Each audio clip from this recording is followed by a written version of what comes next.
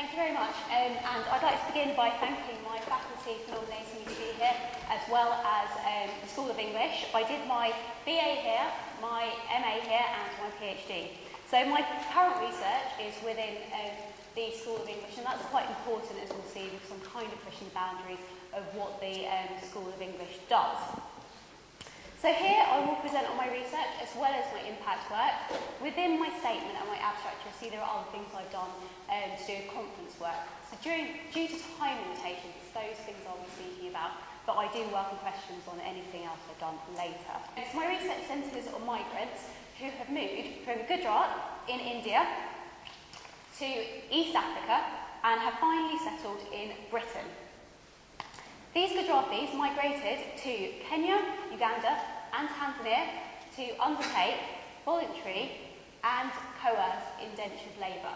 So that means they came to East Africa from India to build the railways and those sorts of things. But they also came to East Africa to engage in mercantile activities, to be merchants, as early as 1890. They stayed in Africa, establishing a home, a community and a livelihood until the 60s and 70s. However, when Africanisation policies were introduced after decolonisation, large numbers of Indians long settled in East Africa under the British Empire were compelled to leave their established homes.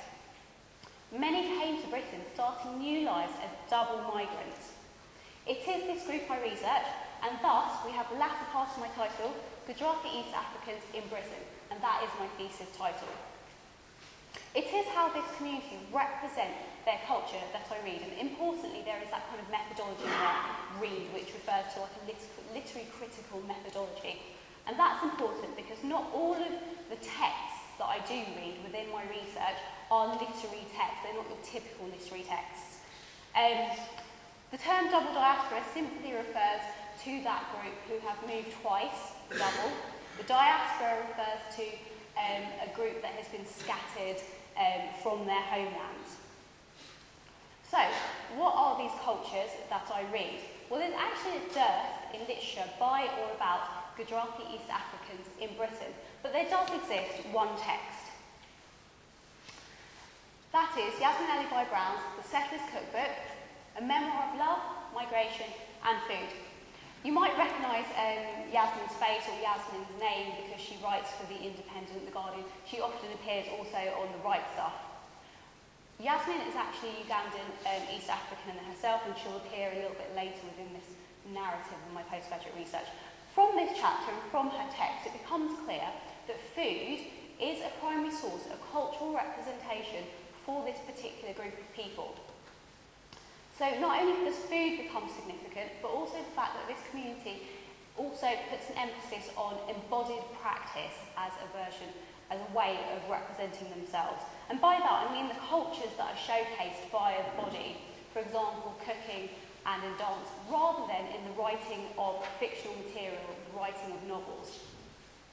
So taking into account the importance of the embodied practice, my subsequent chapters centred on the embodied practice of Gujarati dance in the festival space of Navaratri and photographs from the family collection, so it's an archive collection from family images. Dress is also significant to these two chapters, so I look at how dress can convey a sense of identity for this particular group.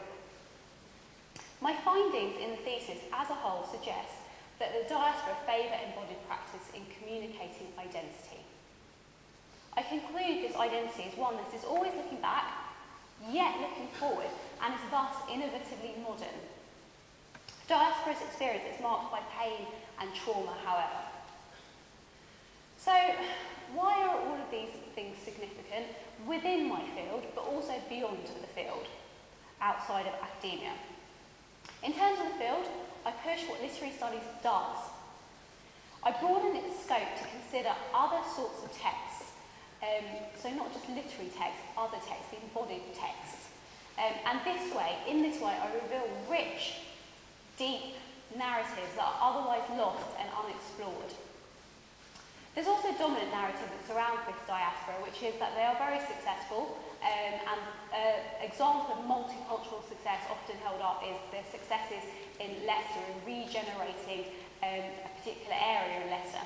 And whilst all those narratives that surround this group are very true, what they do is they also veil another narrative of the trauma and pain of double deracination, that moving twice, that being compelled to leave your established home.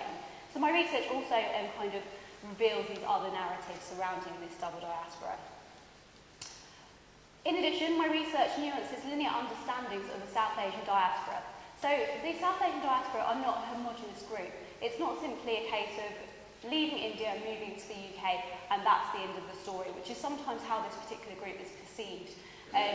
So my research seeks to nuance this understanding and kind of think about the intricacies that exist in this migratory group. So in this way I've pushed the boundaries of what diasporic studies also does. Beyond the academy, my research has currency, as some of these perceptions, of course, they exist outside the academy.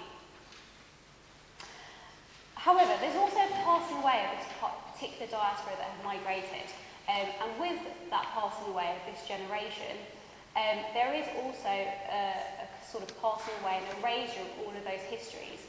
And younger generations aren't really aware of this really important move that a substantial group of people have made.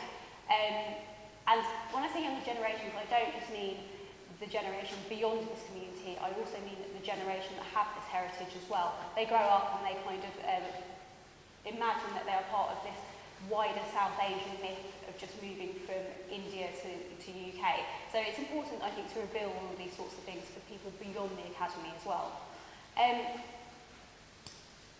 outreach event is thus valuable, and it happens to also be timely this year. This year, it was 40 years since Idi Amin expelled the Indian community from Uganda. It happened in 1972. The expulsion order came very suddenly, and the Indian community in Uganda were just given 90 days to leave everything they had built up and established, their homes, their communities. And so, expulsion 40 years on, my project sought to highlight this particular anniversary within Leeds. The project developed from my research. Indeed, the project was an important counterpart to my research being archival in nature, as in it's written, and the embodied practice being important to this community. Having this particular project was, I think, an important counterpart to my research. The project aims to mark the experience of Ugandan expellees and vice migration and their legacy, to also address some of the perceptions of the community and educate younger generations. I also sought to reach a variety of people and make the narrative accessible. Over the course of the year, I raised near £13,000 for the project. I wrote bids and was responsible for all the financing. The funding paid for things like artists, PR, marketing, archiving, and I must pay thanks to the University and Arts Council of England because they were the primary funders. I made links with the City Council, Leeds City Museum and various cultural and arts organisations in Leeds and beyond. There were two components to the project, school workshops and a day event. Each represented the culture of the diaspora as understood by my research. So the first part of the project was school workshops. I went to 3 local schools with 2 professional dancers and I delivered workshops on heritage, migration, identity, and those were all through dress and dance. And these workshops I created myself, and examples of those are within the packs I've provided for the judges. I took with me a couple of university volunteers as a route to postgraduate and undergraduate professionalisation. The second part of the project happened at Leeds City Museum, and it was a day event and it was free. This again was divided into 2 parts. The first part was very family orientated. As the images show there, we had Gujarati dances, we had storytelling, food, and then we had interactive workshops to really get people involved. So it was a very informal environment. We had stalls around the sides of the arena space in the Leeds City Museum. So we really wanted people to get involved and try and access this sort of story behind this. The second part of the day was an afternoon session with Yasmin Ali Brown, as the image there shows. She performed her play Nowhere to Belong. This particular part of the day added depth because the story was really accessible by Yasmin Ali Brown's performance. It was quite hard-hitting. So this afternoon part was adult-orientated, it was closed door, and Yasmin really represents that kind of national presence. And all the tickets, the 100 tickets we had for this was a complete sellout, and there were more people waiting to kind of come once the morning session was finished. We had 219 people attend the whole day, which was far beyond any of my expectations or projections, and evaluation suggested that the project as a whole was a success. It enjoyed significant coverage. There are a few examples there, for example, the York Evening Post article and some radio appearances that I went along to.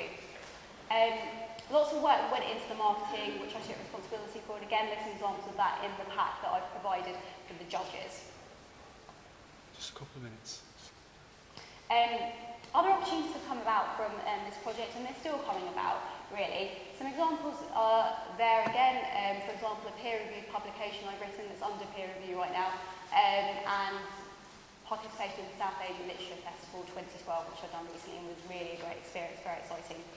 I do intend to do further work with this subject and outreach, but I'm actually concentrating on getting my PhD finished, so we'll see how that goes. So, thank you very much for your time, and I look forward to any questions.